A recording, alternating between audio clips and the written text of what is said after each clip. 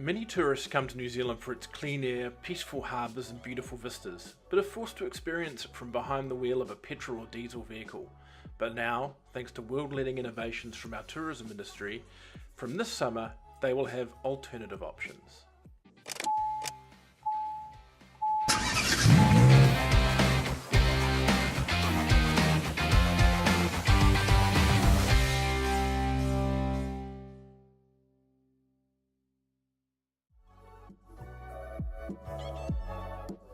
While THL have already announced they will have a larger electric motorhome on the road this summer, they were beaten to launch by Jucy, with its prototype Nissan ENV200 already having covered 13,000 kilometres in the hands of the French Northland team.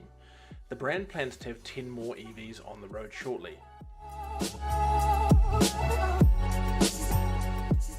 So what makes this van different from a normal ENV200? The most obvious addition is the auto home penthouse fixed to the roof.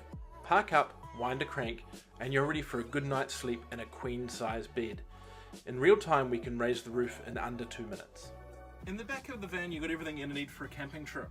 You've got a sink with fresh and grey water tanks. You've got a little butane gas stove. There's a cooking pad here, but also there's a slide-out drawer that allows you to cook outside the vehicle. You've got this great little fridge freezer, which works really well, so much so that we accidentally froze our fruits and vegetables. You've got cupboards, including this one that can be padlocked. Or if you want to hide your bags away when you're in a tourist spot and going for a hike, you can drop the seat squabs, and this couch is quite comfortable, and lift up this floor, and you've got a massive storage area underneath. The ENV200 is really easy to drive. I've driven a lot of vans, and this is one of the more car-like. And being electric only makes it better. It's a lot smoother. There's no gear change to deal with. This really is just exactly the same as using a standard automatic. The driving position is a little upright. You kind of sit above the steering wheel, but it works well enough.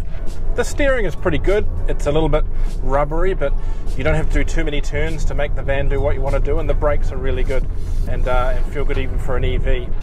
One thing I was really surprised about is that even with that huge roof box on the top, the van doesn't feel top heavy or sway at all.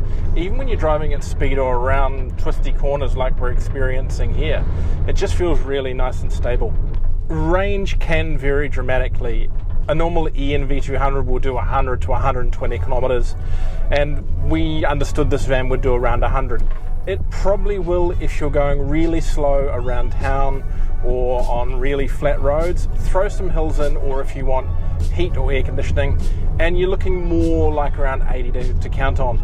That's made slightly worse by the fact that when you're doing long trips, you tend to be fast charging, and the wait from 80 to 100% can be really long. So, you're looking at 60 to 80 kilometres based off each fast charge without having to wait more than half an hour to be able to move on to your next spot.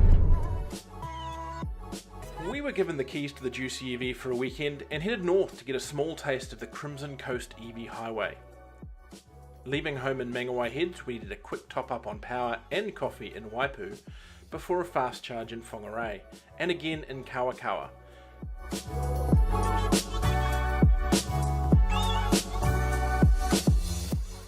This station is the cornerstone of the Northland network and gave us full access to the Bay of Islands and across to Kaikoai for the wonderful hot pools.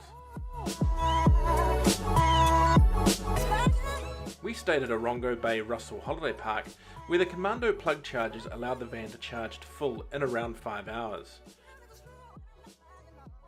While a little more range would be nice, from our brief experience, the Jucy EV is a great way to see our beautiful country.